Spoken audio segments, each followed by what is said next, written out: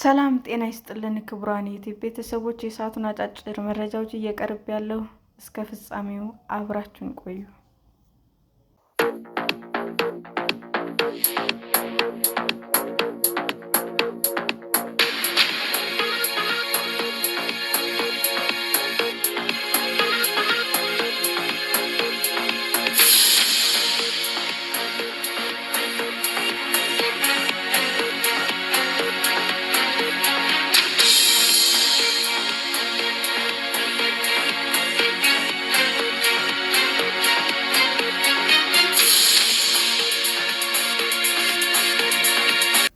የኤርትራ፣ የሱዳንና የሶማሌ ዜጎች ወደ አሜሪካ እንዳይገቡ የታገዱባቸው ምክንያቶች ምንድን ናቸው?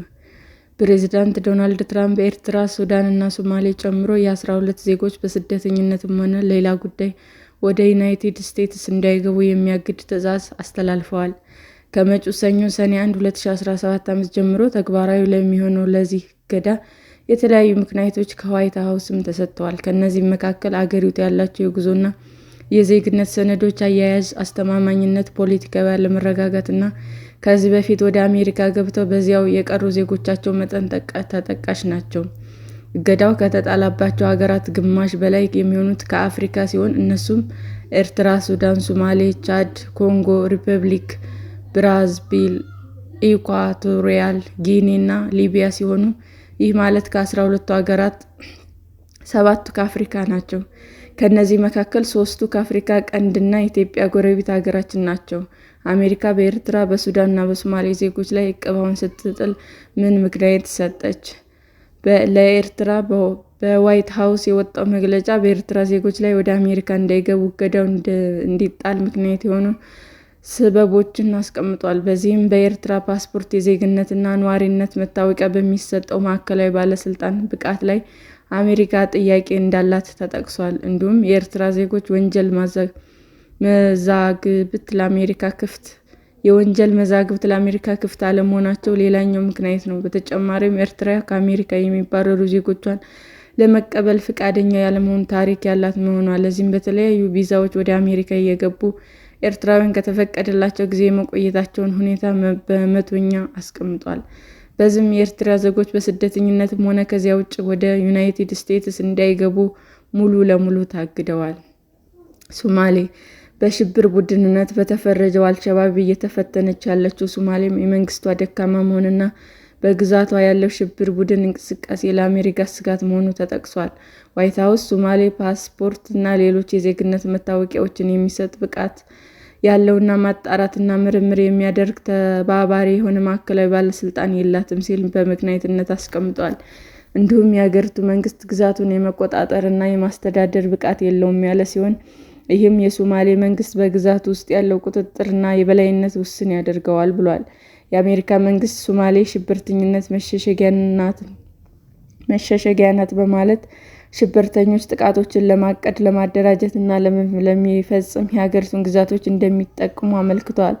በተጨማሪም ሶማሌ ለአሜሪካ ብሔራዊ ደህንነት ስጋት የሆነ የሽብር ቡድኖች ለመቀላቀል የሚሞክሩ ሰዎች መዳረሻ ነች እያለ ሲሆን የሽብር ቡድኑ በነፃነት እንዳይንቀሳቀሱ ለማድረግ የሀገሪቱ መንግስት ቁጥጥር የማድረግ ፈተና እንደገጠመውም ጠቅሷል። በተጨማሪም ሶማሌ ከአሜሪካ የሚባረሩ ዜጎቿን ያለመቀበል ታሪክ ያላት መሆኑ በማመልከት ዜጎቿ በስደተኝነትም ሆነ ከዚያ ውጭ ወደ ዩናይትድ ስቴትስ እንዳይገቡ ሙሉ ለሙሉ መታገዳቸው ተገልጿል። ሱዳን ከ2 ዓመት በላይ በእርስ በርስ ጦርነት ውስጥ የምትገኘው ሱዳን በአሜሪካ የጉዞ ክልከላ ውስጥ የገባችው በመንግስቷ መዳከም ምክንያት መሆኗም ተነግሯል። ዋይት ሀውስ የሱዳን መንግስት ፓስፖርትና ሌሎች የዜግነት መታወቂያዎች የሚሰጥ ብቃት ያለው ማጣራትና ምርመራ የሚያደርግ ተባባሪ የሆነ ማዕከላዊ ባለስልጣን የላትም ብለዋል። በተጨማሪም በተለያዩ ቪዛዎች ወደ አሜሪካ የገቡ ሱዳናውያን ከተፈቀደላቸው ጊዜ በላይ የመቆየታቸው ሁኔታ በመቶኛ ተጠቅሶ አሁን ለተጣለው ክልከላ ምክንያት ተሰጥቷል። በዚህም የሱዳን ዜጎች በስደተኝነትም ሆነ ከዚያ ውጭ ወደ ዩናይትድ ስቴትስ እንዳይገቡ ሙሉ ለሙሉ ታግደዋል።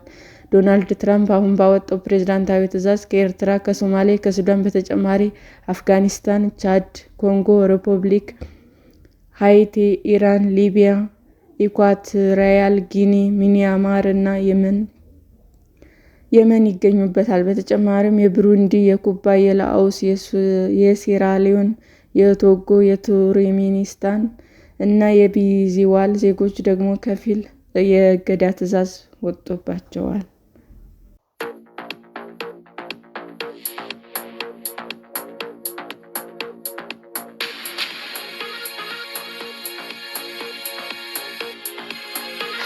ሰላም ጤና ይስጥልን ውድ የዩቲዩብ ቤተሰቦቼ እንዴት ናችሁ? አዲስ ጀማሪ ነኝ እና ሰብስክራይብ ያደረጋችሁ አበረታቱኝ። አመሰግናለሁ።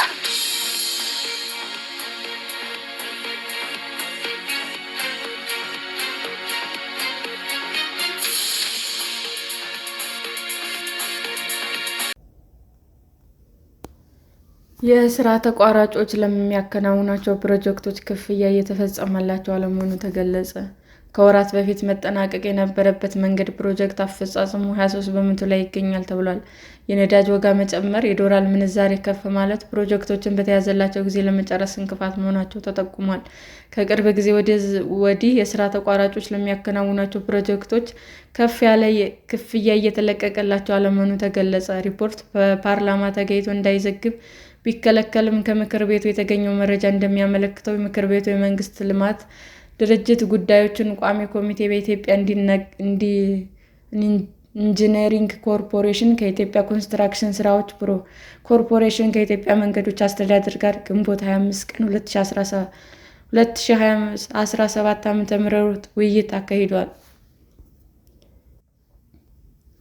በዚህ ውይይትም በተለይም የሀላባ፣ አንጋጫ፣ ዋቶና፣ ደንቡያ፣ ዱራሜ መገንጠያ ፕሮጀክቶች የኢትዮጵያ ኢንጂነሪንግ ኮርፖሬሽን አማካሪ፣ የኢትዮጵያ ኮንስትራክሽን ስራዎች ኮርፖሬሽን ገንቢ እና የመንገዶች አስተዳደሪ ባለቤት ሆነው የጀመሩት ቢሆንም በቅንጅት ማነስ፣ በዋጋ ንረት፣ በካሳ ክፍያ እና በሌሎች ምክንያቶች ፕሮጀክቱ በከፍተኛ ሁኔታ መጓተቱ ጥያቄ አስነስቷል። ፕሮጀክቱ በጥር 2013 ዓ.ም ግንባታው ተጀምሮ በ1.98 ቢሊዮን ብር ወጪ ሙሉ በሙሉ ተጠናቆ ከወራት በፊት ለአገልግሎት ዝግጁ እንደሚሆን ይጠበቅ የነበረ ቢሆንም አሁን ላይ አፈጻጸሙ በ3 ዓመታት 23 በመቶ ላይ እንደሚገኝ ተገልጿል። ፕሮጀክቱ መዘግየት ምክንያት የስራ ተቋራጭ የኢትዮጵያ ኮንስትራክሽን ስራዎች ኮርፖሬሽን የአደጋና የስጋት ማኔጅመንት ስራ አስፈጻሚ አቶ ብዙአለም ታየው በሰጡት አስተያየት መንገዱን ለመገንባት ከኢትዮጵያ መንገዶች አስተዳደር ጋር የመጀመሪያው ውል ከታሰረ ወዲህ የነዳጅ ዋጋ ከነበረበት 18 ብር ወደ 122 ብር በማደጉ 553 በመቶ መጨመሩ፣ $1 በ34 ብር ይመነዘር እንደነበርና አሁን ግን ዶላር ምንዛሬው ከፍ በማለቱ እንዲሁም 310 ብር ሲሸጥ የነበረው ኩንታል ሲሚንቶ አሁን 1340 ብር ደርሶ 330 በመቶ ጭማሪ በመታየቱን ታሳቢ ያደረገ ዋጋ ክላስ ይደረግልን ብለዋል። በዚህም ጭማሪ መሰረት የፕሮጀክቱ ዋጋ ከ7 ቢሊዮን ብር በላይ እንደሚጠይቅ ተገልጾ በኪሎ ሜትር በ32 ሚሊዮን ብር ውል ተገብቶለት የነበረው ይህ የመንገድ ፕሮጀክት ዋጋ ንረት ምክንያት አሁን ለኮንትራክተሩ 132 ሚሊዮን ብር ከፍ ቢደረግ እንደማይሰራው አስታውቋል። በኢትዮጵያ ኢንጂነሪንግ ኮርፖሬሽን የትራንስፖርት ዘርፍ ምክትል ዋና ስራ አስፈጻሚ አቶ አለልኝ መኩሪያ በሰጡት አስተያየት ከቅርብ ጊዜ ወዲህ በሀገሪቱ የተለያዩ ፕሮጀክቶች አስፈጻሚ ተቋማት የበጀት እጥረት እያጋጠመና ፋይናንስ እየተለቀቀ አለመሆኑን ተናግረዋል። ፋይናንስ ለአንድ ፕሮጀክት ቁልፍ ቢሆንም ለስራ ተቋራጭ የሚከፈለው ክፍያ መዘግየት እያጋጠመ ነው ብለዋል። ገንዘቦች ቶሎ አይከፈሉም። የኢትዮጵያ መንገዶች አስተዳደር ገንዘብ ስለማይሰጠው መፈጸም ያለባቸው ክፍያዎች እጁ ላይ ይቆያሉ። ይህ አደጋ በመሆኑ ምንም ማድረግ አለብን የሚለው መታሰብና የፋይናንስ አማራጭ መታየት አለበት ሲሉም አሳስበዋል። በተጨማሪም ዋጋ ከጊዜ ወደ ጊዜ እየጨመረ በመሆኑ የፕሮጀክቶች አስተዳደር በአግባቡ እየተከናወነ አለመሆኑን ተናግረዋል። ለአብነት ከላይ ለተጠቀሰው የመንገድ ፕሮጀክት ቅድመ ክፍያ መፈጸም የነበረበት ፕሮጀክት መጀመሪያ ላይ ቢሆንም የመጨረሻው ቅድመ ክፍያ የተሰጠው አፈጻጸሙ 74 በመቶ ከደረሰ በኋላ ነው ብለዋል። እኛ አሁን እዚህ እየሰጠነው ያለነው አስተያየት ሐቀኛ በመሆን ከቅንነት የመነጨና ወደፊት በተለይም በሚቀጥለው ዓመት ከሕዝቡ ትልቅ ኃላፊነት ስለሚጠበቅብን ነው። ምክንያቱም ቀጣዩ ጊዜ ህብረተሰቡን የሚታይ ለውጥ ይፈልጋል። ያንን ለውጥ ለማድረግ ችግሮችን ማውራት ብቻ ሳይሆን በችግሮች ውስጥ ሆነን መፍታት እንዳለብን ስለሚታመን ጥቃቅን የሆኑ ነገሮችን እየዋጥን መስራት የምንችላቸው ጉዳዮች ላይ ብናተኩር ሰውም ጥረታችንን አይቶ ይረዳናል በማለት አስረድተዋል። የመንግስት የልማት ፕሮጀክቶች ጉዳዮች ቋሚ ኮሚቴ ሰብሳቢ አቶ መለስ መና በሰጡት አስተያየት ፕሮጀክቶች በተያዘ ጊዜ ባለመጠናቀቁ ሕዝቡ ችግር ውስጥ ስለሆነ ከዚህ ችግር ፈልቅቀን ማውጣት አለብን። እይታችን ከዚህ ቀደም ከነበረው ወጣ ባለ መንገድ መሆን አለበት ብለዋል። የሶስት ተቋማት አመራሮችም ቁጭ ብለው በመነጋገር በሕግ ማዕቀፍ ውስጥ ሆነው ፈጣን እርምጃ ሊወስዱ ይገባል ሲሉ ማሳሰቢያ ሰጥተዋል። ሰላም ጤና ይስጥልን ውድ የዩቲዩብ ቤተሰቦቼ እንዴት ናችሁ? አዲስ ጀማሪ ነኝና ሰብስክራይብ ያደረጋችሁ አበረታቱኝ። አመሰግናለሁ።